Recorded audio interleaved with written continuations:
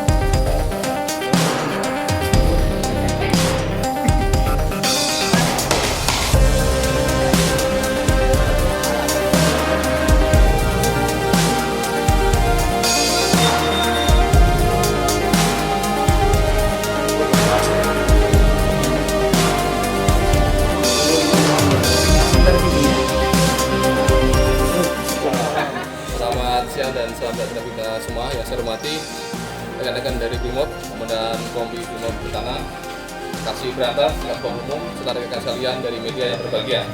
Pada kesempatan siang ini, izinkan kami dari BNN Kota Lubuk Linggau rilis berkaitan masalah pengungkapan kasus tindak pidana penyalahgunaan narkotika jenis ganja.